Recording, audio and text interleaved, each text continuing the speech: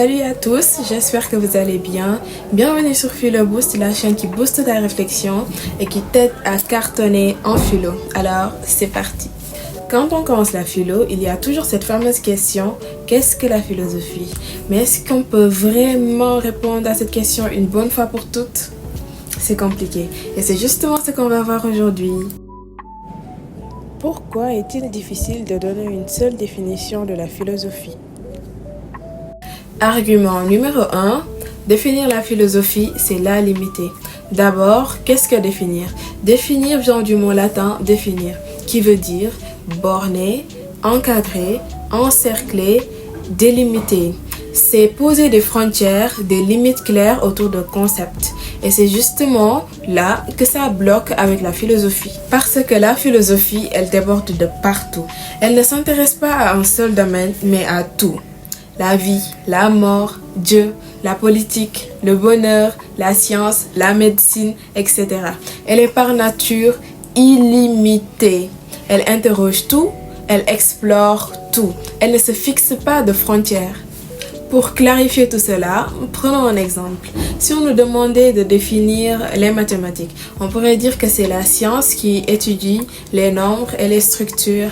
Qu'est-ce que l'histoire? C'est la science qui étudie le passé des hommes, donc le passé humain. Vous voyez que ces deux concepts-là peuvent se laisser fixer sur une étude précise. C'est-à-dire que les maths se laissent enfermer uniquement dans l'étude des nombres et des structures.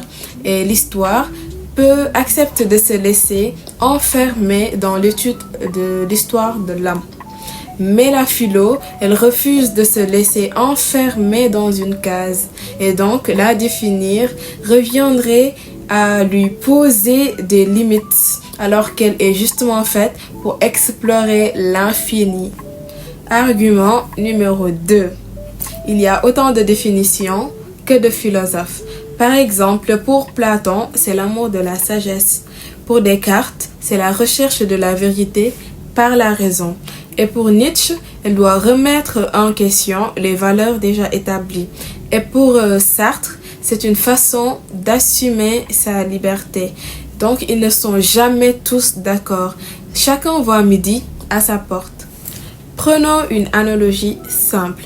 Dans une classe, si on pose la question « Qu'est-ce que réussir sa vie ?» Certains diront avoir beaucoup d'argent, d'autres être en bonne santé et vivre en paix ou encore réaliser ses rêves, rendre fiers ses parents. De la même manière, chacun définit la philo selon ce qui le touche ou l'intéresse. C'est donc une expérience totalement personnelle et subjective. Argument numéro 3. Chaque peuple, chaque culture a sa propre philosophie. La philosophie n'est pas figée dans une seule culture. Tout le monde ne vit pas les mêmes réalités, donc tout le monde ne se pose pas les mêmes questions. Imaginons un lycéen qui vit dans un pays en paix, avec une situation stable. Il peut se permettre de se poser certaines questions comme comment trouver l'amour, comment trouver le bonheur, c'est quoi réussir dans sa vie. Mais maintenant, imaginez un jeune qui vit dans un pays en guerre ou frappé par une crise. Il ne peut pas penser à la même chose. Ses questions seront plutôt pourquoi cette souffrance, pourquoi l'injustice, est-ce que ma douleur aura un sens? Donc vous voyez que les gens n'ont pas les mêmes priorités dans la vie. Donc, ils ne peuvent pas se poser les mêmes questions philosophiques. Et c'est pour ça que la philosophie ne peut pas être définie d'une seule façon. Elle s'adapte à chaque peuple, chaque culture et chaque réalité. Argument numéro 4. La philosophie est évolutive. Elle évolue avec le temps. La philosophie se transforme au fil des siècles. Elle reste vivante, elle change. On va illustrer ça avec une situation très simple. Avant, on réfléchissait surtout à l'âme, au cosmos, à Dieu. Aujourd'hui, on parle aussi d'intelligence artificielle, de mondialisation, de genre et d'écologie.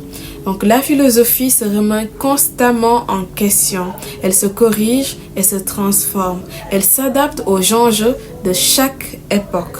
Et donc, si on essaie de la définir, on risque de la figer et on passerait à côté de plein de questionnements modernes, alors qu'elle a besoin de bouger. En définitive, voilà pourquoi il est si difficile de trouver une définition unanime à la philosophie. Cependant, on verra tout de même qu'il y aura une tentative de définition de la philosophie. Et c'est ce qu'on verra pour la prochaine vidéo. Alors, si cette vidéo t'a aidé, n'oublie pas de liker, de t'abonner et d'activer la cloche pour ne rien rater. À très vite sur Philoboost.